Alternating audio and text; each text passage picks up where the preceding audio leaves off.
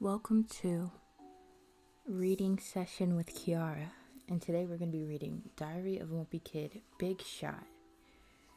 This is the cover is white, but it has some blue and yellow in it. This is pretty new. I think this is the last book, but they are coming out with another one, so I love these books. I don't care. My brothers read them too. We like to read them, even though it says it's like, what grade rating is this? Rating level is this? I don't know. I think I've seen it once and it said like third through fifth or something like that. But these are good books, so I'm reading it anyway.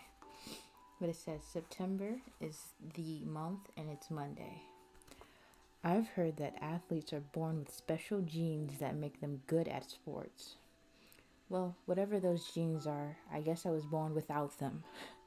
Mom always saying that everyone who's part of a team has an important role to play, but when it comes to sports, it seems like my job is to make everybody else look good. And then there's some guy in the volleyball thwacking him in the head. He spiked it really. That's what it looks like. And he's like, oh. At this point in my life, I'm pretty sure I'm not going to grow up to become a professional athlete, so I'm officially announcing my retirement. Alright, and this is page 2. The crazy thing is I used to actually like sports. Yeah, we all do when we were kids. I remember I used to play sports, actually. Some sports, and I was never really a sports person. I mostly liked, most athletic thing I liked is like karate and boxing. That's what I liked. But I played soccer. Didn't really try too much in it. But anyway.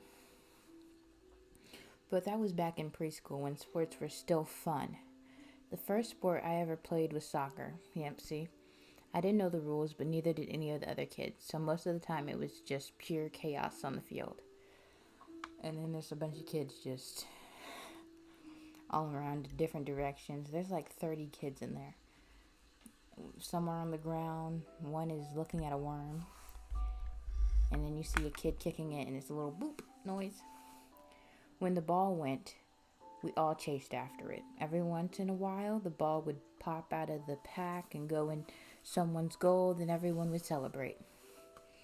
And you see this team celebrating, flinging off shoes, someone's pouring water on them, piggyback rides, everyone's like, whoop.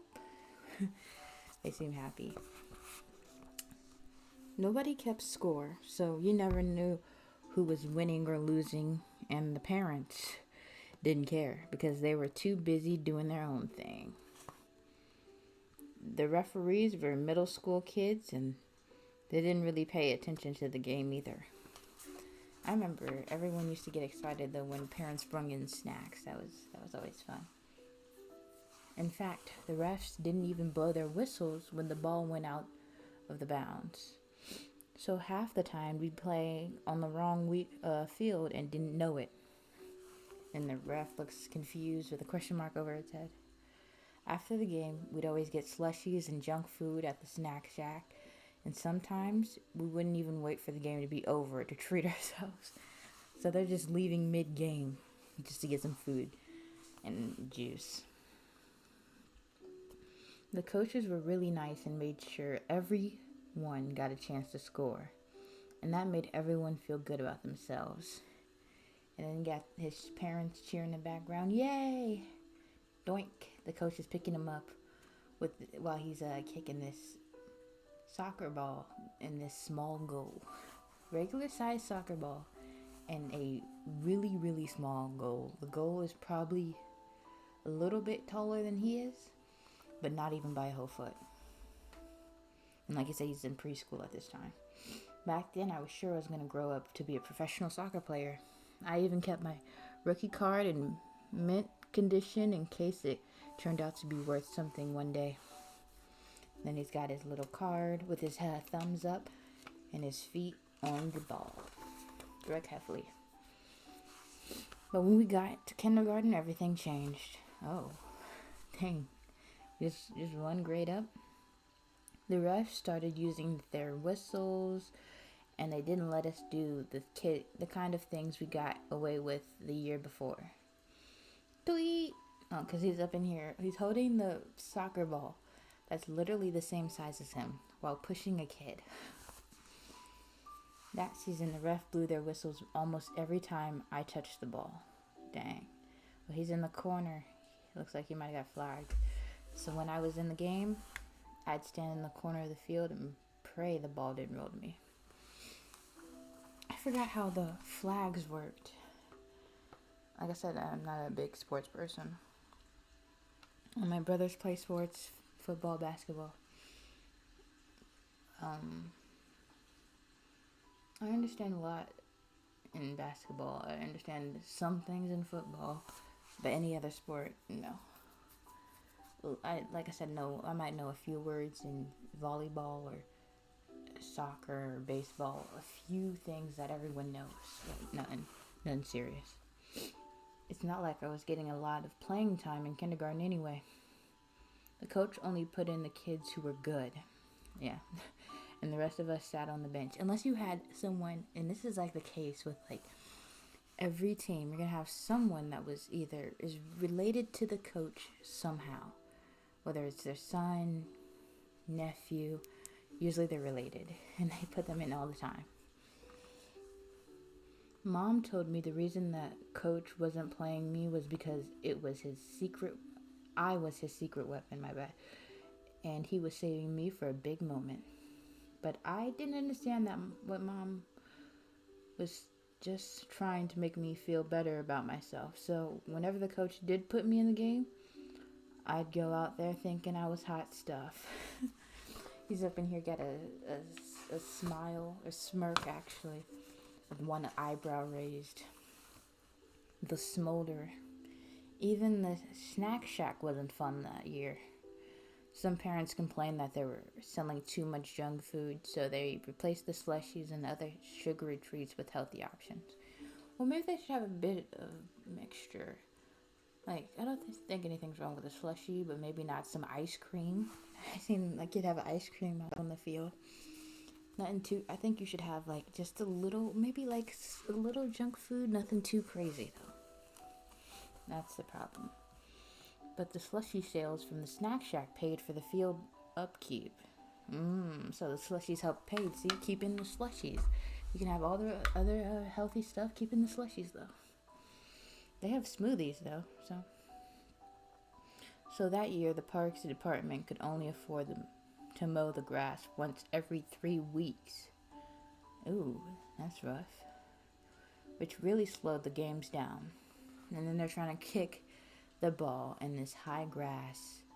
Most of them it's at knee level. Somehow Greg it's 9. He's like the shortest kid out there, but he must be standing on some shorter grass, or it might be his cleats, but I don't know. After a bunch of kids got ticks from playing soccer in the long grass, yep, I had that before. Not by soccer, but in a 4th grade field trip. They decided to end the season early, which was totally fine with me. Youch! His mom is... Ooh. He had a tick, looks like, in his butt. His mom took it out with, like, tweezers or something like that. And now it says, I feel bad that I've never been good at sports because I think Dad was hoping I'd be a star athlete. Whenever he'd go to the library, he'd always come home with a stack of sports books. Well, is that all you played, though? Was soccer? I mean, you could have tried other sports. There's football, there's swimming, there's baseball, basketball. Oh. I'm sure there are kids who are into those types of stories, but that was never me. Then it's showing kids who were on a magazine. It's getting pretty popular. From the sports, we see some soccer kid, and then we see some baseball kid. A kid named Champ. His name was Champ. No, it wasn't. It literally says Colin Nixdorf. That probably was like an expression. Like he's the champ. And he also has the same first letter in his name. So if you go to the library, you find all sorts of books around kids. Hold up, let me play this music again in the background.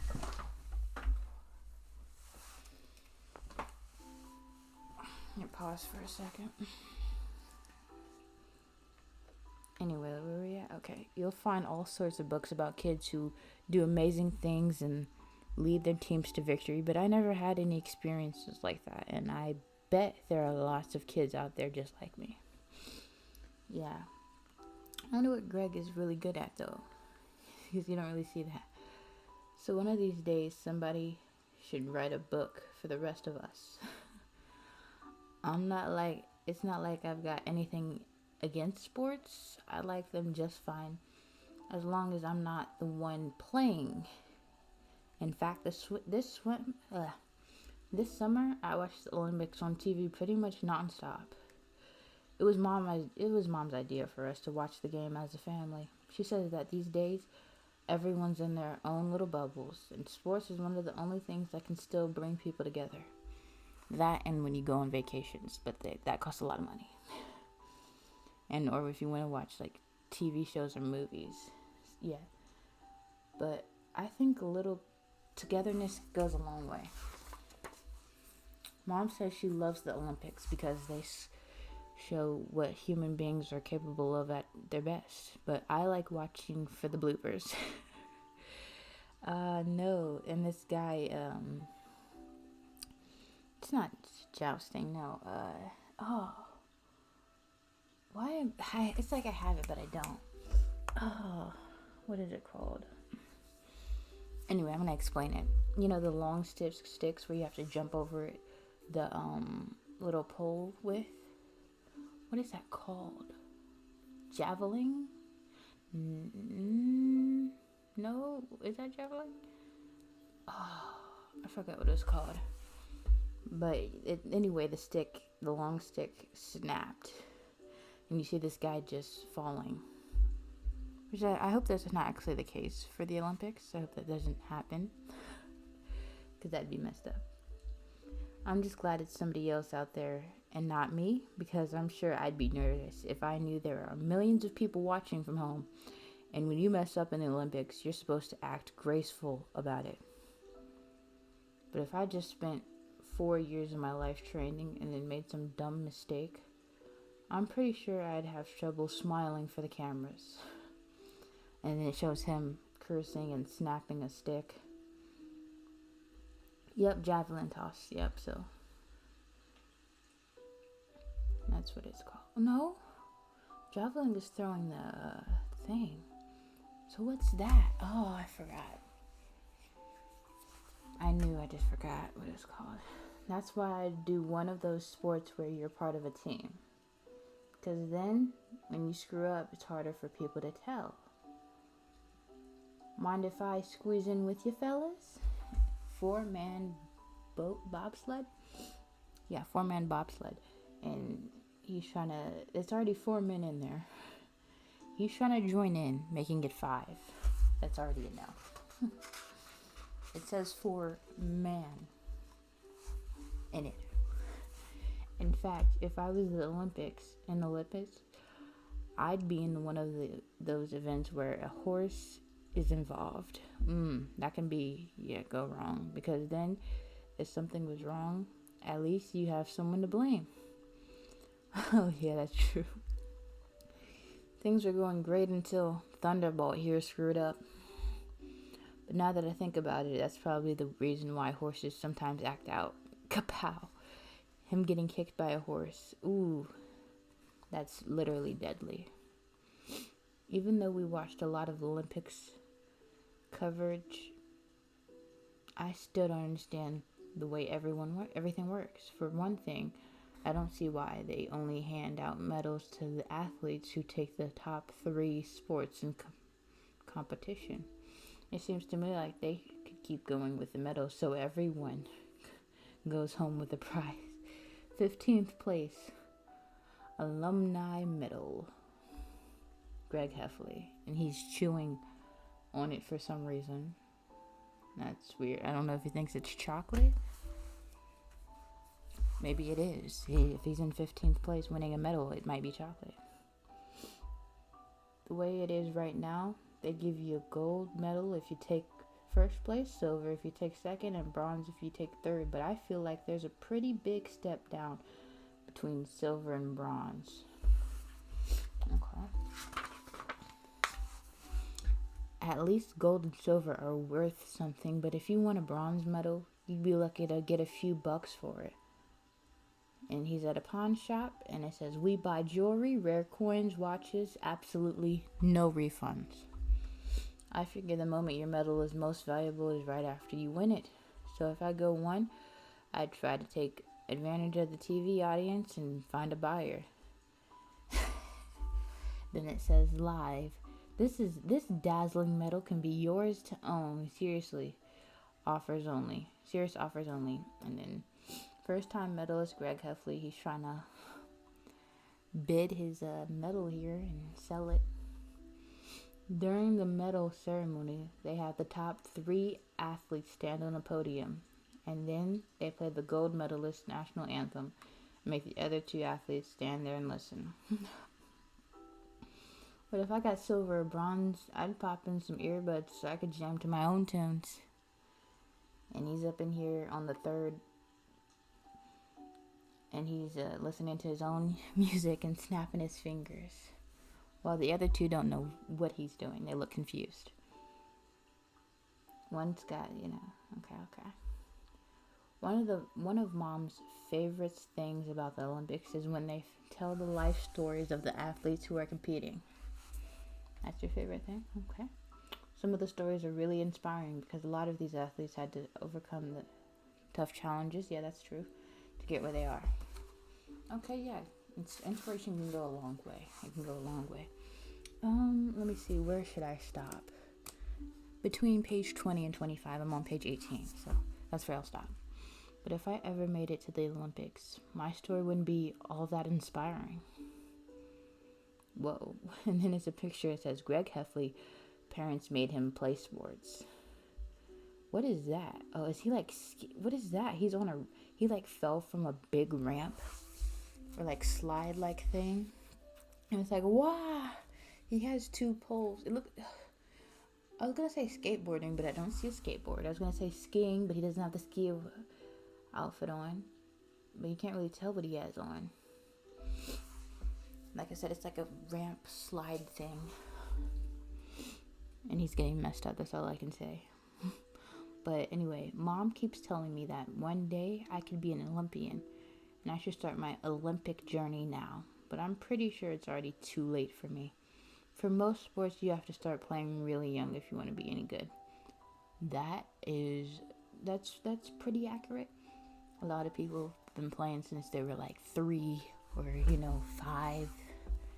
At least practicing. You don't even have to like actually join any sports until then. There's people who join late but still have practiced their whole life by themselves or with their family or parents or something like that. Let me see. So even if I got serious, I'm sure I'd be competing with kids who are half my age. No, you can get serious as long as you're really really committed to it. I've heard that in some countries, they identify kids with potential super early. Yep. Excuse me. And then they send them off to these elite academies to train around the clock. That's what kind of like AAU basketball. Like I said, I know this stuff from my brothers playing it. That's I think you can join at any age. But yeah. And then you have this like a little Olympics thing for toddlers. Babies that can like barely walk. Some are crawling. One is what is that called? It's not monkey bars, but it's like the hoops that you climb. It's like on American Ninja Warrior. It's that. One's climbing stairs. One's bouncing a ball. And like I said, one is just awkwardly positioned, look like they're about to crawl, or I don't know. Maybe they're dancing. I don't know. There's also a mallet. I really don't think there's any hope for me of becoming an Olympian. But my brother, Manny, is only in preschool, so maybe he's still got a shot. He definitely does, if that's what he wants to do, if that's what he's good at. I'm not an expert on this stuff or anything, but from what I've seen, this kid looks like he's got potential. He's on a broom that's like 8 times his size. He literally his whole body is just on like the top handle. They made him very short compared to this broom. And he's on it. I don't know if he's balancing on it or if he's sweeping like that. That'd be some real skill if he's sweeping while he's just on the top handle. And his parents his mom looks happy. His dad looks like, what are you doing? But anyway, to be honest, I wouldn't mind if mom and dad shipped Manny off to one of those sports academies. That's messed up. Because that would be one less person I'd have to share a bathroom with. Yep, that's where that was going. Vroom, and they showed Manny getting shipped off into a bus that says Academy on it with the Olympian person on it. But maybe there are some sports that you can start when you're a little older, and there's still hope for a person like me, because it would be pretty cool to represent your country as an Olympian, no matter what sport you're competing in. And he looks like he's doing like competitive dancing or ballet or something. Ballet and dancing, though, is still something people do at a very young age and take like years of doing. So I don't think that's a great example. Maybe like golf, you'd have to get your swing right, but I feel like, you don't have to be young to learn how to golf. I feel like you can do that at any age. So maybe golf. Or karate or martial arts or something like that. Definitely not gymnastics either. That'd take a lifetime. And you definitely have to learn it for a while. And if I won a gold medal, you can bet I'd never take it off. He's going everywhere with his gold medal. He's going. I just imagine him going literally everywhere just for this gold medal. Even through a metal detector. Sir, you're gonna have to take the medal off. And they'd struggle trying to get it off him. But anyway, it's page 22. I think I'm gonna end it off on 23. So these two pages are connected, 22 and 23. So let's finish this off. But it says, when you win a gold medal, you're set for life and everything. And even when your Olympic career is over, you can still make a fortune doing appearances and signing stuff. Will not sign body parts. This is him when he's like 40. He's kind of big. He's signing an autograph of him like 30 years ago and stuff. No selfies, please, is also what it says. And you see these people in line. All ages. But the real money is in advertising products on TV. That's true. People make money doing promotions and ads on YouTube, TikTok, Instagram. Not even just TV, but social media. Especially like Bang energy drinks, stuff like that, or gaming ads, like mobile apps that you download, stuff like that. No chalky residue. Sports stick deodorant. I mean, actually, he could do that just because he was in sports. Again, this is his imagination, but this is some deodorant that he's advertising. No chalky residue. You know how sometimes you got that white stuff on you from the deodorant? So, the best thing about being an athlete is that you can retire young. That's true. Don't like people retire like 30, 40 when you're an athlete. You do regular jobs, you're not retiring until you're like 70, 80. Especially people my age, bro. It's over for us. I'm 21, bro. Ugh, and if you're younger, good luck, bro. it's tough out here. But luckily, I want to do something like own a business, so. And that would be great for a person like me because there are lots of places I'd like to visit and things I'd like to see. Yep, travel. And you see all these old people who retired when they were like 60, 70, and he's young. So he's basically on this retiring trip. And he's the only young one. And that's tough, but that's how it can really be in retirement, so. Okay, this is the last little paragraph in a picture. Oh, let me explain this picture though. Before it's like I said, he's the only young one with a bunch of older people, and it looks like they're probably like Egypt or something like that. You see pyramids. They're not that big though, so it might be fake. I don't know. This could be at Disney World or Disneyland.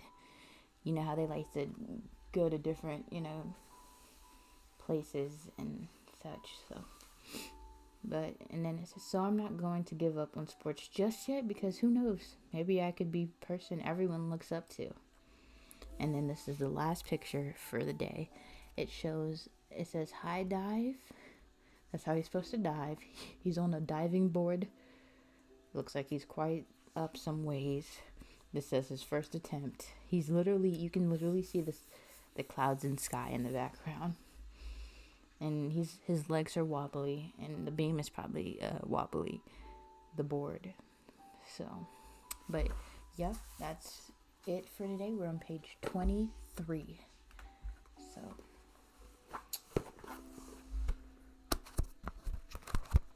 and thank you. Make sure you like, subscribe, and tell me what's your favorite Diver Wimpy Kid book. I don't know, because I've read a lot of them. There's still probably a few I haven't read. I did buy the one that's about to come out in October 25th. I bought that on Amazon, so it will be getting to me immediately. I'll be one of the first people. But let's see. Let me look at the book real quick. All the books. I read the first one. The blue, the dark. I gotta be careful because there's all different types of colors now. But this is for the first ones. The red, blue, green, yellow, purple. Then this is like light blue or sky blue type color. I read the brown one. I read the hard look lime green. I read this orange one, black. I don't think I read this. Yeah, I haven't read the other red one, the double. I'm sorry, the words are hard to read. Dry, is that what this is? Doubled. I don't know. I think I read the Getaway. I don't know if I read all of it. Yeah, no. That's the one where they're on vacation, I think. I think I've read The Meltdown. I don't know. Some of these I don't think I've finished, or I might have finished and I just don't remember. It's been a minute. I don't think I've read the black one, the Wrecking Ball one. That's like black and yellow, or is that gray? And then there's another lighter blue. I've read that's where they go on the vacation, the deep end. And then I read you guys the book, but what page I'm actually on, I'm on page 184. But I just read you guys all the way up to page 23. So yeah, I've read most of these books actually. I think there's only 2 I haven't read. Yeah. My mom bought us a lot of them. We read a lot of them at school, so. But yeah, tell me what's your favorite Diver Wimpy Kid book. And when I get the other book too, we can read that one together. So, but thank you for listening. Bye.